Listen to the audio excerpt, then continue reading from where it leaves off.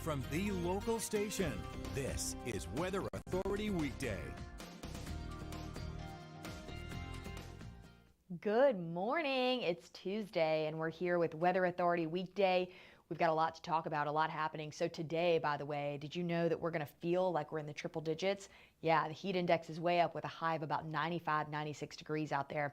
Take a look with me at the beach. It's going to be a great day to get out there, but you really got to drink plenty of water and lather up with the sunscreen. And you're like, girl, you have told us this in every forecast, and I know I have.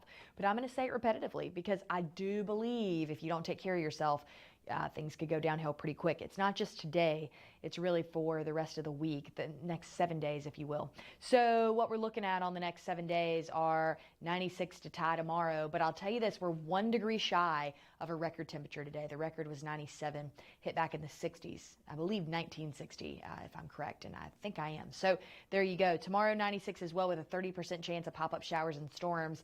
And then we go into the low 90s for the rest of the week. Let's talk about those pop-up showers and storms. Why don't we tomorrow?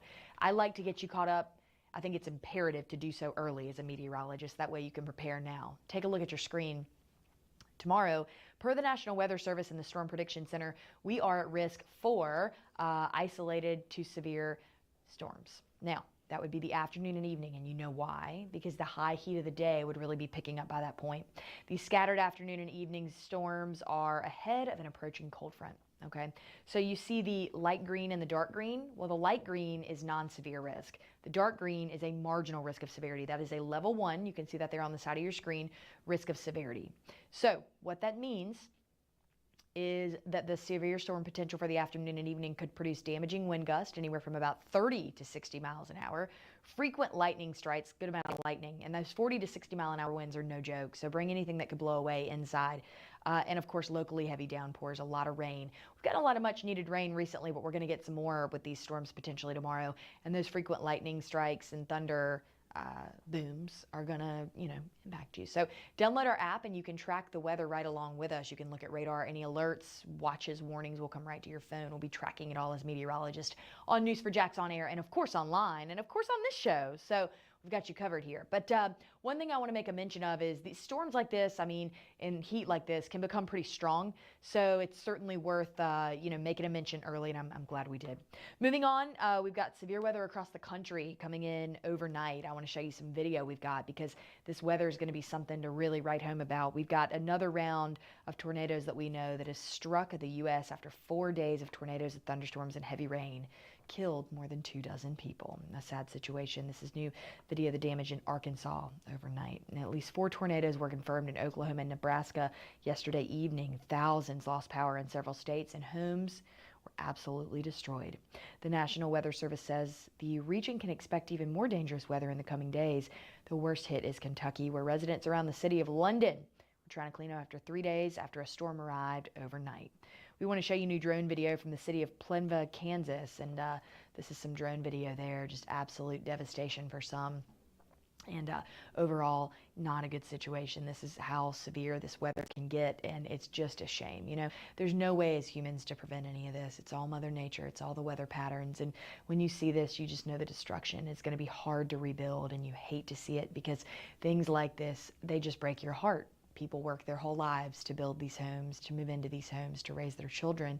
And then in one devastating strike, it's all gone. You see that church there, got roof damage, interior damage, and of course the community will work well together to work to rebuild, but it's just horrific to see some of the damage there. Some homes damaged, some are not, and you know what neighbors do in times like this. They look after each other, and I'm sure in that community that's exactly what neighbors are going to do. But you can see dead into that house right there, just the structure destroyed. After the bad weather came through. Tornadoes are just devastating, and they have a path of their own, and I think that's something that's imperative to remember, that as tornadoes come through, you never know specifically where they'll go, but as meteorologists, we track them for you, and we try to give you as much notice as we can, and oftentimes devastation like this just leaves communities ravished, and it's very sad. So we will think of and pray for them, and again, we know that neighbors care for neighbors, and that's what's going to go on in this community. So now let's talk about another weather issue, heat safety week. Yeah, it's heat safety week. No surprise there, because again, we're going to feel like we're at about 101 degrees today across our area. We're We're going to show you a graphic to kind of describe what you can do during these heat waves. Stay indoors, number one.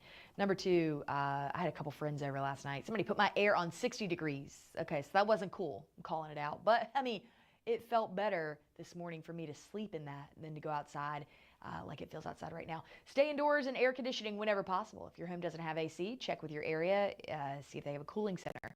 Remain hydrated by drinking water. Avoid alcohol. It's not worth it. No. Chug that water. Check those. I got to get my words right, y'all, this morning. I've been on air too long. Check on those most vulnerable to heat, including children and the elderly. If you have elderly neighbors, go check on them. Maybe invite them over for some iced tea or something. Keep them cool and make sure they've got fans and everything they need to stay cool, because weather like this, it's just no joke. If you must go outdoors, go early or late in the day and dress in light-colored clothing. They even make shirts now. I know I had melanoma when I turned 17. I got diagnosed with it and had to have surgery. And ever since then, I have worn shirts with SPF in them. It's imperative. There's laundry detergent with SPF. You can do that. Makeup with SPF.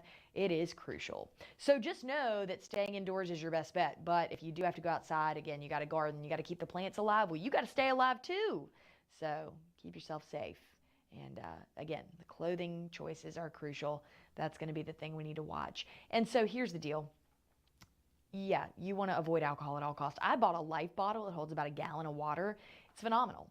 And I recommend it. I would go buy one as well if I were you. There's no shame in it, and it's not the cutest thing in the world to hold, but it does keep you hydrated, and you can get that gallon of water in. Again, if you need to go for a walk, maybe you want to get your steps in, later in the day is going to be your best bet.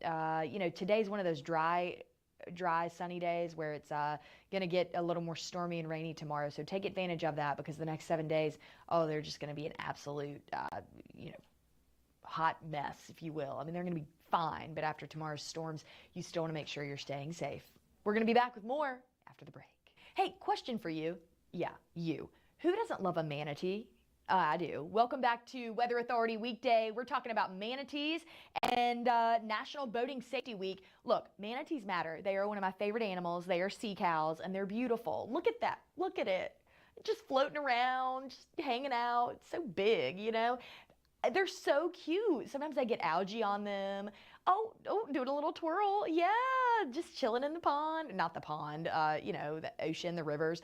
The springs. Thank you. Thank God for producer Caitlin, because I'm like naming every body of water except a spring, and she's got me. So that's why we love her. Manatee awareness. Look, y'all, come on. We got to keep waterways clean. Recycle your fishing line, okay? Obey waterway signs. And there's so many things. Avoid seagrass in shallow areas. This is for the manatees. This is their home. Oh, look at them. A tripod. They're so cute. I want to know who's hunting sea cows, because I'm looking at my sheet right here. Yeah. And let me tell you what it says. It's upsetting.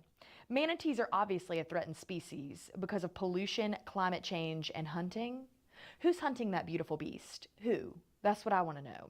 Many wind up injured due to collisions with boats and ships in shallow water. I'm going to tell a quick story. I adopted a manatee one time, and her name was Lorelei. And I sent in my $25 that I was told was for lettuce for Lorelei.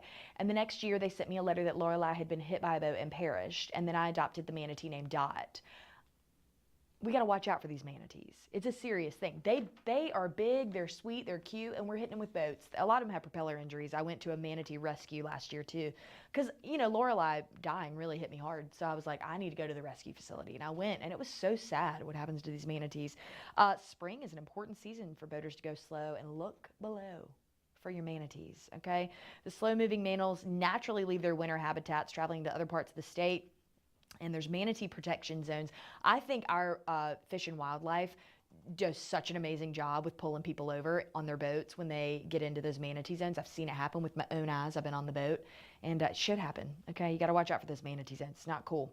And visible snout or large circles on the water are indicators that manatees are below the surface, and always give your manatee space. I'm learning as I read this too.